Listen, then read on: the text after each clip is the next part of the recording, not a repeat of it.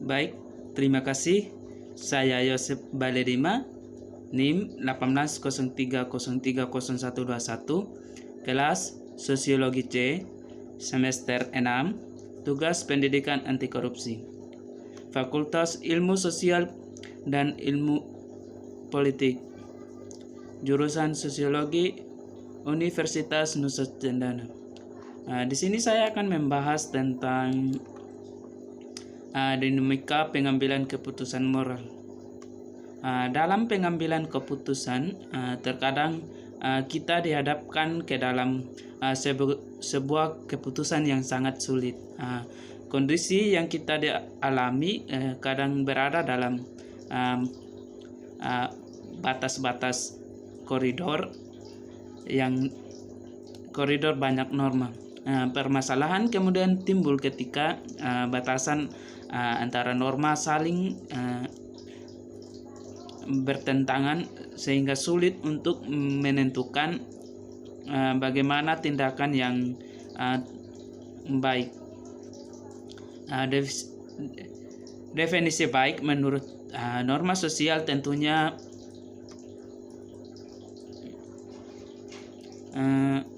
berbeda dengan definisi baik norma hukum.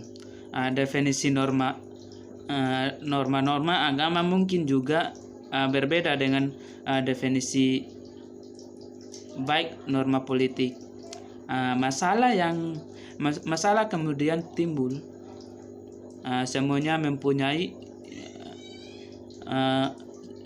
berada dalam ranah norma di mana semua mempunyai deskripsi yang saling bertentangan tentang definisi baik. Di sini mengapa kita perlu untuk memahami konsep normal. Menghadapi kondisi tersebut, kita harus menggunakan pertimbangan moral dalam mengambil keputusan. Adanya beberapa syarat prinsip pengambilan keputusan berdasarkan norma seringkali dipersepsikan sebagai karakter sifat, sehingga dihadapkan pada pilihan terkait integritas. Diasumsi bahwa seseorang akan melakukannya berkonsultasi dengan nilai-nilai pribadi dan bertindak sesuai dengan nilai-nilai itu. Memang korupsi merupakan perilaku yang sering diartikan sebagai perpanjangan dari karakter buruk dari mereka yang terlibat. Pilihan norma. Banyak kebijakan integritas tidak mengambil perhitungan mungkin bahwa kompas normal individu-individu ini mungkin gagal.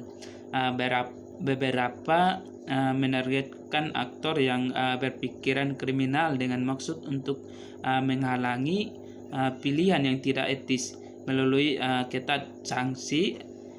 Yang lain bertanggung penuhnya pada penilaian dan tindakan individu yang dapat dipercaya. Wawasan perilaku membuat kasus untuk kebijakan integritas didasarkan pada pemahaman bahwa bahkan perbuatan keputusan yang bermaksud baik terkadang gagal membuat pilihan etis terbaik dan dapat bekerja di mana situasi seperti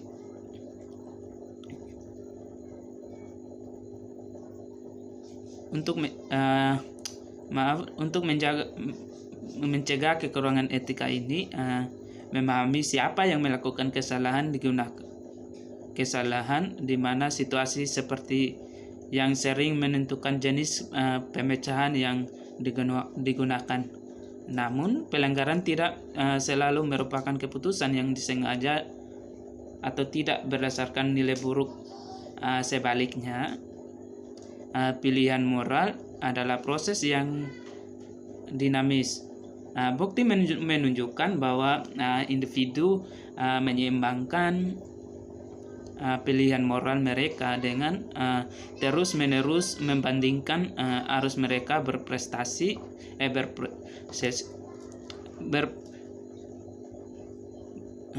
berpendapat dari moral dengan titik acuan moral mereka sendiri.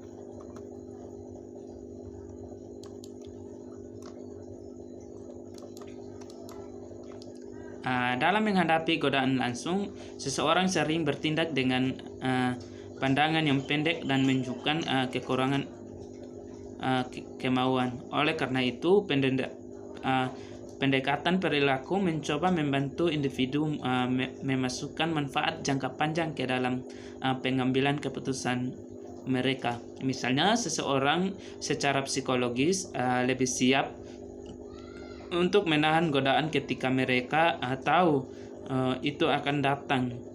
Korupsi juga dapat dihindari dengan menciptakan komitmen terhadap integritas sebelumnya. Kebijakan integritas dapat memberikan peluang bagi seseorang untuk berkomitmen pada hal yang tertentu, perilaku dan penahanan diri dari orang lain. Efek mengikat dari komitmen tersebut akan seimbang lebih kuat jika dibuat untuk umum.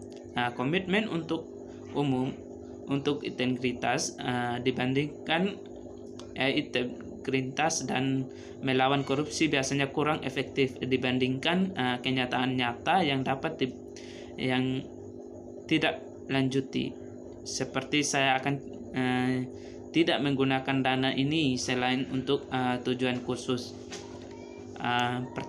Pernyataan yang bisa ditindaklanjuti tinggalkan ruang gerak moral yang lebih kecil pada saat pengambilan keputusan.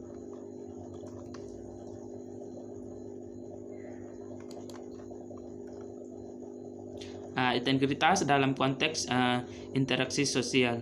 Interaksi dalam konteks interaksi sosial, pilihan moral tidak diambil secara terpisah. Keputusan manusia seringkali didorong oleh sosial.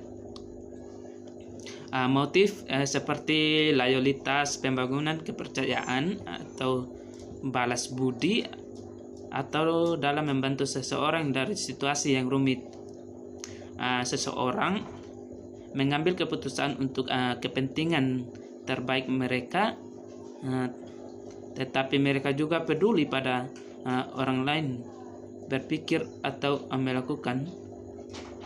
Motif sosial bisa mendukung integritas, tapi bisa juga berfungsi sebagai alasan keputusan korupsi. Memahami mengapa manusia sebagai keputusan sosial membuat pengaruh oleh preferensi tentang mengapa menyediakan wawasan tentang bagaimana kebijakan integritas bekerja atau gagal.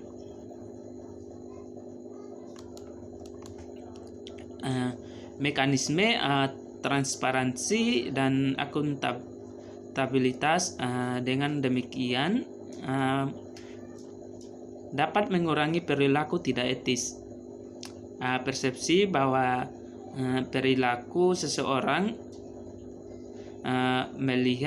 terlihat dan berpotensi diamati memperkenalkan elemen akuntabilitas yang membuatnya lebih sulit untuk menerapkan justifikasi karena pengamat potensial dapat dengan mudah mendeteksi alasan, namun dengan tidak adanya interaksi dengan pengamatan, efek seperti itu mungkin menghilang.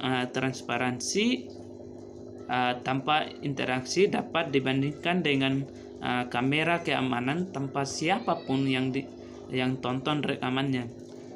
Mereka yang dipantau mungkin lupa keberadaannya dan perilaku seolah-olah ada sendirian. Banyak kebijakan integritas memperkenalkan transparansi, misalnya melalui keterbukaan pemerintah dan strategi data dari dalam perspektif perilaku. Pendekatan untuk mempromosikan transparansi dapat memiliki pengaruh yang signifikan berdampak jika mereka memicu dialog. Sekian dan terima kasih.